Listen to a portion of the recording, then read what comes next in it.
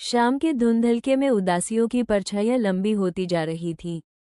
Saanvi balcony में खड़ी चाय का प्याला हाथ में थामे आसमान की बदलती रंगत को देख रही थी।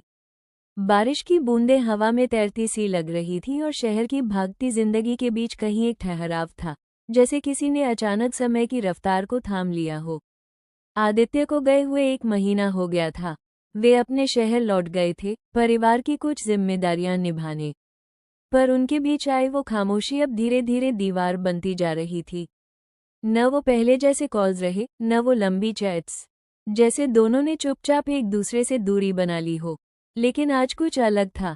आज सानवी के दिल में एक अजीब सी बेचैनी थी, जैसे कोई अधूरापन उसे भीतर ही भीतर खाए जा रहा हो। तभी मोबाइल की घंटी बजी। स्क्रीन पर आदित्य का नाम देख उसकी धड़कनें तेज हो गईं। हेलो, सानवी की आवाज में घुली घबराहट और उम्मीद दोनों ने आदित्य को दूसरी ओर से मुस्कुराने पर मजबूर कर दिया। सानवी, मैं आ गया हूँ, बाहर खड़ा हूँ। एक पल को उसे यकीन नहीं हुआ। वो दौड़ती हुई नीचे गई और दरवाज़ा खोलते ही उसके सामने वही चेहरा था जिसकी हर शाम उसने आंखों में बसा रखी थी। आदित्य। उसकी आंखों से अनायास आंसू बह निकले। आदित्य ने बिना कुछ कहे उसके आंसुओं को अपनी हथेलियों से पोंछा। मुझे माफ कर दो सानवी। मैं बहुत देर से समझ पाया कि तुमसे दूर रहकर मैं खुद से भी दूर हो गया था। सानवी ने सिर झुका लिया। मैं भी तुम्हारी चुप्पी से डरने लगी थी। लगा कहीं ये सब खत्म तो नहीं हो रहा। आदित्य ने उसका हाथ थामा और बोला, अगर तुम कहो तो सब फिर से शुरू करें, फिर से एक दूसरे को समझने की कोशिश करें, बिना डर के। सानवी की आंखें नम थीं लेकिन उनमें उम्मीद थी। हाँ, फिर से हम। अगले दिन आदित्य और सानवी एक कैफे में बैठे थे जहां पहली बार उनकी मुलाकात हुई थी। वो मेज, वही खिड़की, वही कॉफी की खुशबू, सब कुछ जैसे वक्त को पीछे खींच लाया था। तुम्हें याद है, उस दिन तुमने मुझसे कहा था कि तुम्हें अकेले रहना पसंद है? आदित्य ने मुस्कुराकर पूछा।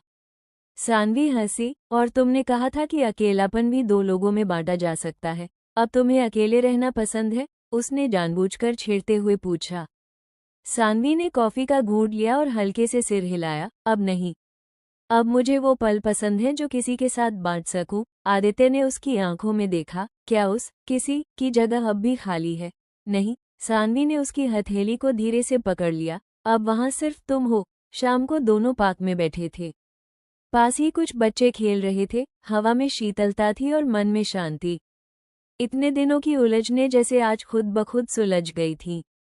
सानवी ने कहा, आदित्य, क्या हम जो कुछ भी पीछे छोड़ आए वो हमारी सीख बन सकता है? जरूर, आदित्य ने जवाब दिया। जो बीत गया उसने हमें समझाया कि रिश्तों में चुप्पी सबसे बड़ा फासला बना देती है।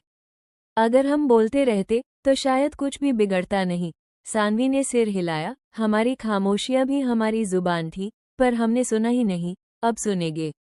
हर बात, हर अनकही भावना को सुनेंगे और समझेंगे।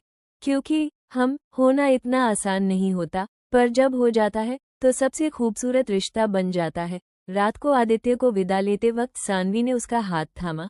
इस बार वादा करो, कभी यूं चुपचाप दूर नहीं जाओगे। कभी नहीं, आदित्य ने वादा किया। और अगर कभी दूरी आ भी जाए तो भी हम फिर से हम बनेंगे।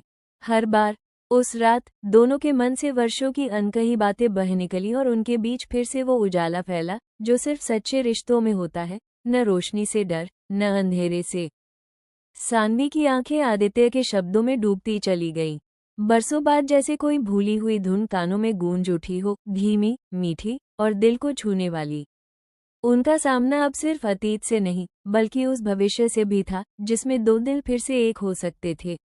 आदित्य ने उसका हाथ थामा। इस बार अगर तुमने कुछ नहीं कहा तो मैं खुद ही सब तय कर लूंगा। लेकिन एक बात जान लो, सानवी, इस बार मैं तुम्हें फिर से खोना नहीं चाहता। सानवी ने हल्की मुस्कान के साथ उसका हाथ थामा और कहा, तुम्हें खोना कभी चाहा ही नहीं था, आदित्य। बस हालात ने हमें अलग कर दिया। लेकिन अब शायद किस्मत हमें फिर से जोड़ना चाहती है। पास के मंदिर की घंटियों की आवाज जैसे इस क्षण की गवाही देने लगी। हवा में एक नई मिठास घुल गई थी। कुछ अनकहे लम्हे, कुछ रुकी हुई सांसें अब फिर से चलने लगी थीं। अगली सुबह गांव में हलचल थी।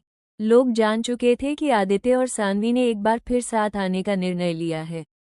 कुछ चेहरे आश्चर्य में थे, कुछ में संदेह, लेकिन ज्यादातर आंखों में एक चमक थी, प्यार की जीत की। शिवानी आंटी ने सानवी के सिर पर हाथ रखकर कहा, बिटिया तू बहुत बहादुर है। और आदित्य, तू भी। जो रिश्ता टूटा नहीं था, बस थम गया था, उसे फिर से जीना हिम्मत का काम है। गांव की महिलाओं ने रस्मों की तैयारी शुरू कर दी। हल्दी, मेहंदी, संगीत, सब कुछ एक नई शुरुआत की तरह। आदित्य का अंतर्मन शाम को आदित्य अकेला बैठा था। उसके हाथ में वो डायरी थी जो उसने शहर में रहकर लिखी थी। हर पन्ने में सानवी की यादें, उसके बिना गुजरे लम्हों की स्याही से भरे हुए। उसने एक पन्ना खोला, सानवी, अगर कभी लौट पाई तो बस इतना कहना, फिर से मैं बाकी सब खुद समझ लूंगा। अब वो शब्द सजीव हो गए थे। आदित्य की आंखों में नमी थी, लेकिन उस नमी में अब दर्द नहीं था, बस सुकून था।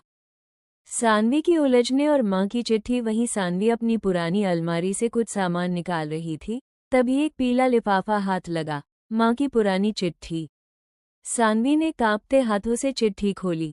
सानवी बेटा, अगर कभी आदित्य वापस आए तो उसे जाने मत देना। मैंने देखा है तुम्हारी आंखों में उसके लिए वो प्यार जो शब्दों से नहीं, आंखों से छलकता है। रिश्ते अगर सच्चे हो तो उन्हें वक्त के साथ सींचना होता है, काटना नहीं। चिट्ठी पढ़ते ही सानवी की आंखों से आंसू बह निकले। माँ अब इस दुनिया में नहीं थी, लेकिन उनके शब्द आज उसकी सबसे बड़ी ताकत बन गए थे। शादी की तैयारियां गांव में फिर से चहल पहल थी। पंडित जी ने मुहूर्त निकाला, अगले पूर्णिमा की रात को विवाह होगा।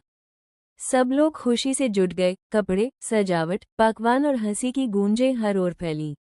आदित्य और सानवी साथ बैठकर शादी के कार्ड्स पर नाम लिख रहे थे।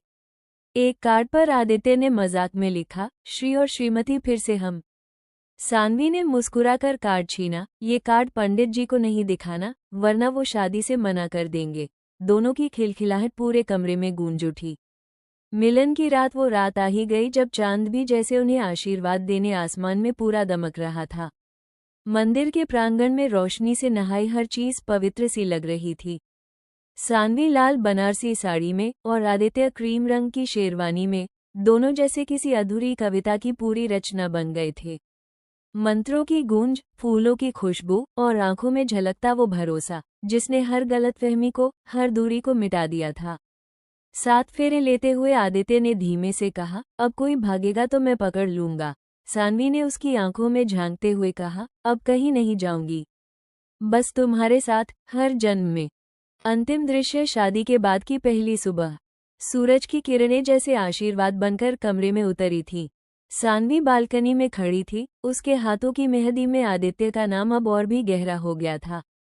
पीछे से आदित्य ने आकर धीरे से उसका हाथ थामा, सानवी, हाँ, अब फिर से नहीं, हमेशा हैं। सानवी ने उसकी ओर मुड़ते हुए कहा, और यही मेरी सबसे बड़ी जीत है।